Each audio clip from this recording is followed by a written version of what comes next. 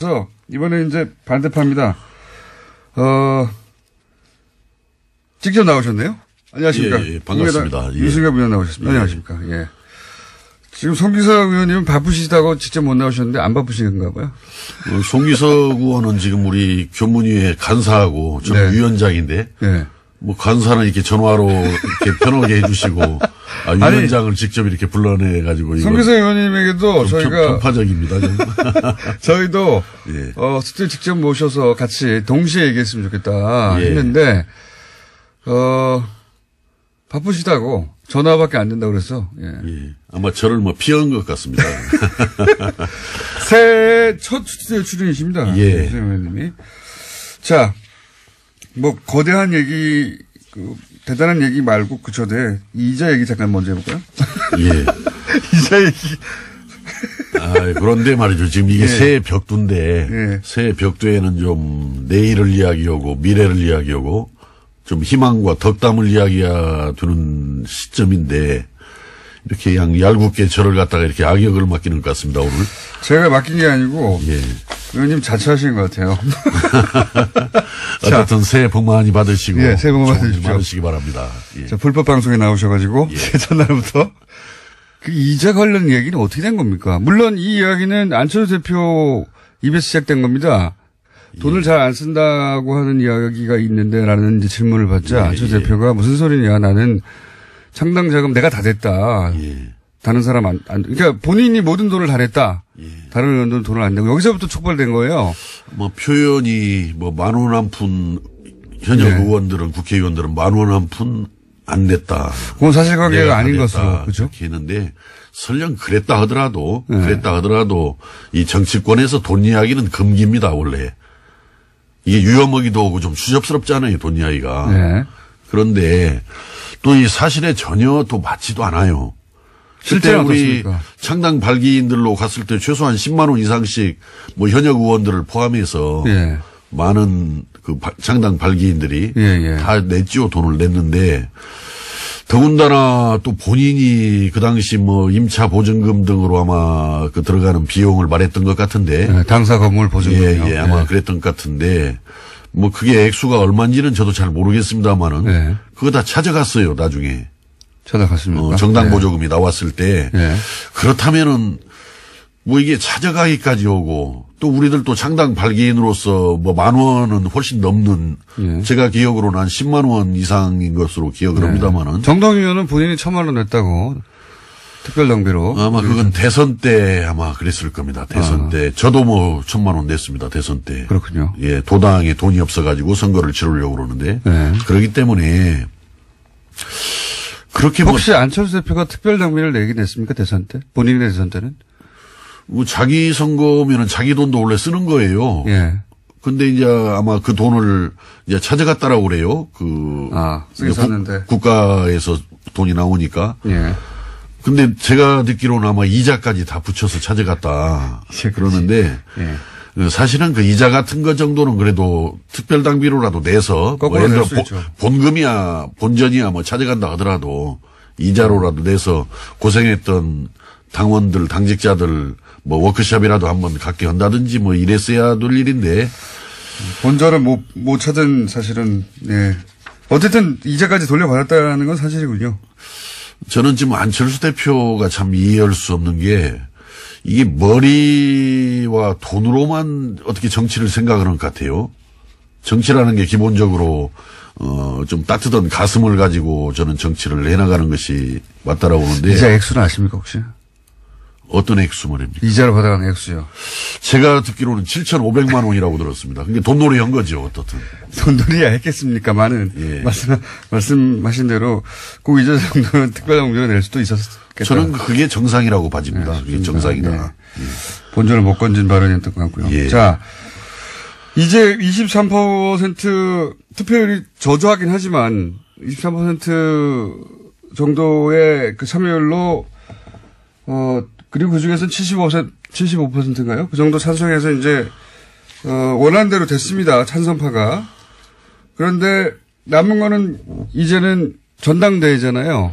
근데 전당대회를, 온라인 투표로 돌파하겠다고 하는 보관인 것 같습니다. 그러면은 오프라인에서 전당대회 했을 경우에 전당대회가 정상적으로 치러지지 않고 절대 거기서 합당 결의안이 통과되지 않을 거라고 했던 반대파 입장에서는 온라인으로 다 해결해버리면 이거 어떡합니까? 막습니까? 먼저 전당대회 이야기 전에요. 예. 이제 엊그제 끝난 전당원 투표. 예. 그분들은 어제 보니까 안철수 대표가 압도적 지지다. 이렇게. 네. 전혀 엉뚱한 말씀을 하시던데. 원래 우리 그 당원 규정, 당규가 있습니다. 전당원 네. 투표 등을 규정하고 있는. 거기에 보면은 당원들이 전당원 투표를 요구하려면은 그 100분의 20 이상의 서명을 받아서 요구를 해야 되고 예. 또 거기 투표 참여가 전체 당원의 3분의 1 그러니까 33.3%겠죠. 이상이 참여해야 이 투표가 유효하게 성립되는 거다. 물론 당대표가 전당원 투표를 제한할 수 있다라는 규정도 없고 또 당대표가 할 때는 어떻게 한다라는 규정은 없어요. 그러나 당대표도 당원 아닙니까? 네. 그렇기 때문에 저는 전당원 투표 제한 자체가 잘못된 거라는 생각이 들고 네. 아까 말씀하신 대로 그 4일간 K보팅 그다음에 ARS 네. 이런 투표를 했는데 아마 23%가 투표 참여한 걸로 이렇게 되어 있어요. 23%가. 과거에 오세훈 전 서울시장이 무상급식 이거 해야 되느냐 말해야 되느냐 가지고 주민투표에 붙였는데 그때 이거 투표 거부 운동들이 많이 벌어졌죠. 그렇죠. 무상급식을. 3분의 1 도달하지 못해서. 3분의 1 도달하지 못해가지고 개표조차 못했어요. 그렇습니다. 네. 그런데 어제 분명히 23%가 투표에 참여를 했는데 이제 거기에서 찬성한 사람들이 한 74% 정도. 네. 이제 반대가 25.4%. 전체 당원의 한 17% 정도가 그러니까. 근데 그걸 가지고 압도적으로 지지를 받았다라고 이렇게 주장을 하는 걸 보면은 이 사고 구조가 문제가 분명히 저는 있는 사람이다 이렇게 생각합니다. 그냥 그래도 74.6% 정도 그 투표 33%에는 미흡했지만은 그러나 또 참여한 사람 중에서는 아쉽게도 그래도 74% 정도 찬성을 해주었다. 그런대로 그 투표에 참여한 사람들은 좀 지지가 많았다. 이렇게 이야기하는 것이 정상이지. 그렇게 얘기합니까? 근데 왜? 어떻게. 압도적 지지를 했다라고 이렇게 이야기하는데, 이제 저는 그래서 이 전당원 투표 자체는 원래부터 효력이 없는 거예요. 이 합당과 관련해서.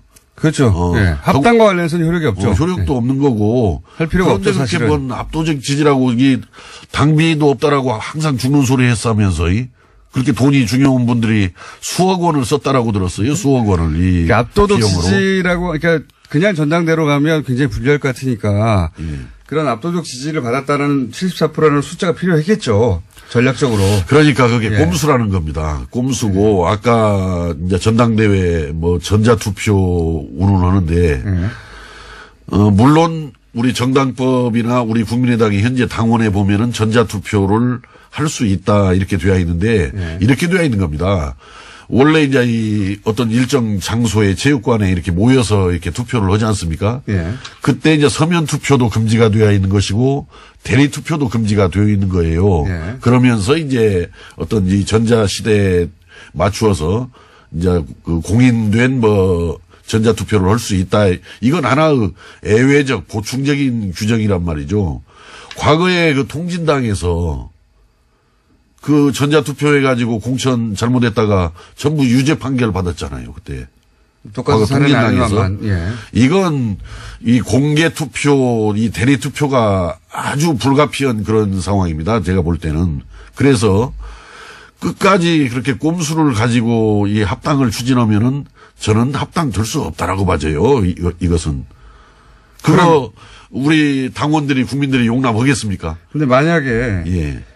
지금 전당원 투표도 인정할 수 없다고 그랬지만 당무위는 지금 현재 이제 안철수 대표 측이 다수니까 당무위에서 그렇게 해도 된다고 했고 그다음에 법원에서도 그 전당원 투표 자체는 할 수 있다고 이제 판결을 내려주었고. 근데 법원에서는 할 수 있다라고 판결 내린 것이 이건 법적인 아무 효력이 없는 것이기 때문에 여론조사나 마찬가지이기 때문에 그냥 해도 좋다 이런 거였고. 알겠습니다. 제 말의 요지는 뭐냐면 예.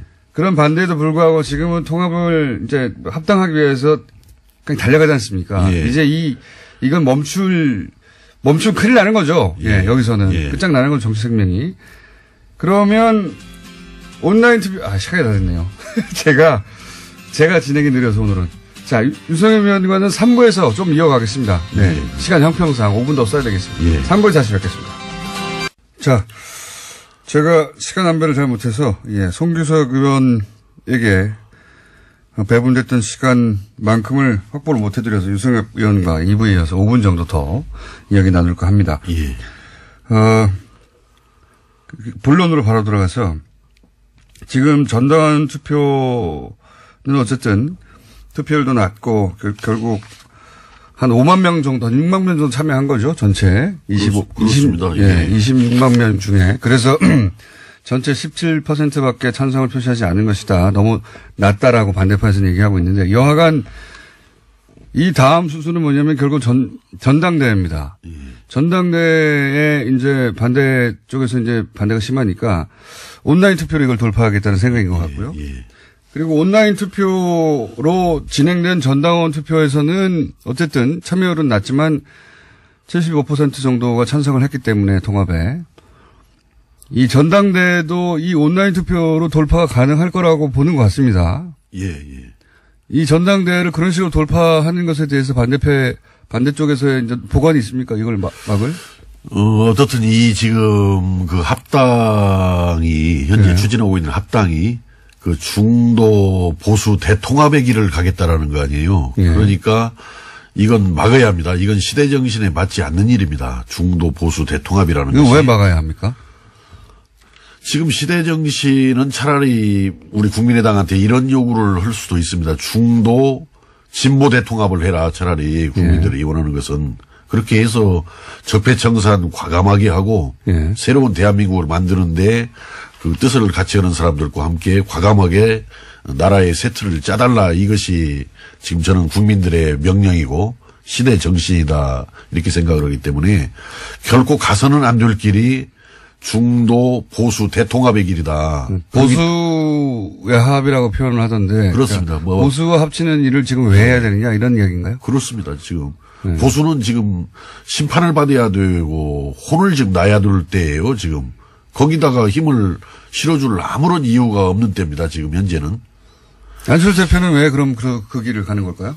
글쎄 저는 자꾸 이 길을 놓아두고 지금 산으로 올라가고 있는 것으로 보여지는데 또 본인은 본인 나름대로의 무슨 생각이 있겠죠. 있는데 그러나 그것은 용납해서는 안 되고 허용해서는 안 되기 때문에 그 합당 그런 보수 대통합의 길에 대해서 어떠한 그 방법을 가지고라도 이건 저지를 시켜야 한다.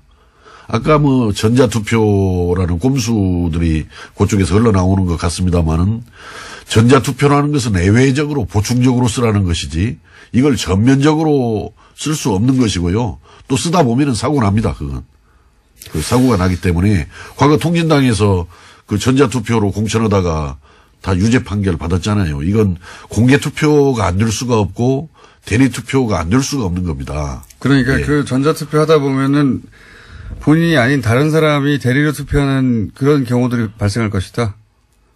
그런 식으로 하지 않고 어떻게 채울 수 있겠습니까? 지금 과반이 참여해야 되죠. 그렇습니다. 그 전자투표라 하더라도 과반이 참여를 해야 하는데 대표당원들.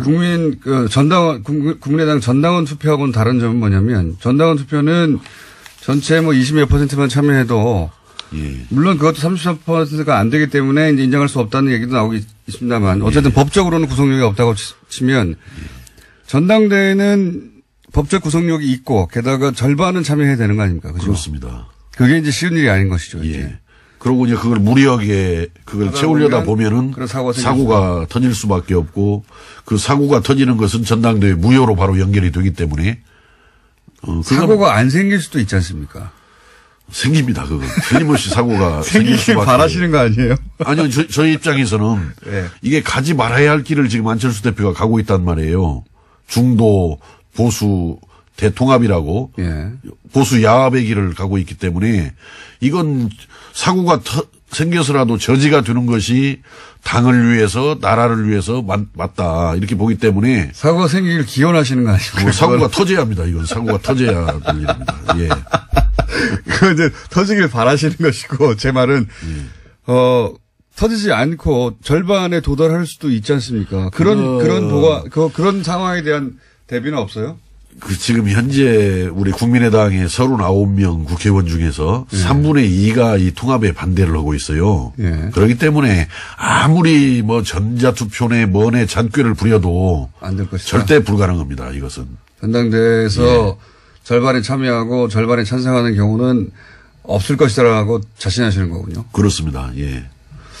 언제죠? 지금 전당대회 예정된 것이? 글쎄 뭐 1월 말에 오냐 뭐 2월 초에 오냐 뭐 여러 가지 아마 궁리를 하고 있는 것 같은데 그것도 기왕에 저는 하려면 빨리 해야 한다고 생각합니다. 한 가지만 여쭤보고 시간이 다 돼가지고 딱 한 가지만. 하려면은 예. 제가 이제 앞에 그 송기석 의원에게도 여쭤봤는데 이렇게 반대가 심한데 하는 이유는 결국은 지금 이제 호남 베이스로 한 중진 의원들과 소위 보수와 결합하는 것에 반대하는 사람들은 나가라. 예. 나가라는 그런 이야기 아니냐. 이렇게 제가 여쭤봤거든요. 근데 그건 아니라고 말씀하시는데 어떻게 해석하십니까? 거꾸로. 나가라는 얘기로 받아들이시는 거죠, 지금? 이미 나가라고 이야기했어요, 안철수 대표가. 불편하면 나가라라고 이야기했고 거취를 분명히 하라라고까지 이게 협박을 했거든요, 지금. 예. 그거 있을 수 없는 일이죠. 배은망덕한 일입니다. 호남이 없어가지고 지난번에 뭐 20 몇 %인가 얻었잖아요. 대선 때. 예. 가능했겠습니까 그것이? 그나마라도. 근데 이제 와서 뭐 호남을 구태내 호남이 무슨 기득권이네라고 이야기하는데 참으로 배은망덕한 잘못된 이야기입니다. 그 부분은. 여기까지만 듣고요. 예. 아마도 전당대회 관련해서 이제 크게 전선이 만들어질 것 같으니까 그때도 직접 나와 주십시오. 예, 잘 알겠습니다. 예. 여튼 꼭 전당대회가 저지되거나 무산될 수 있도록 하여튼 최선의 노력을 다해서 이 국민의당을 굳건하게 지켜나가도록 노력을 다하겠습니다. 알겠습니다. 저희가 그러면 이 건 관련해서는 항상 스튜디오에 유승엽 의원을 직접 모시는 것으로 정해두겠습니다.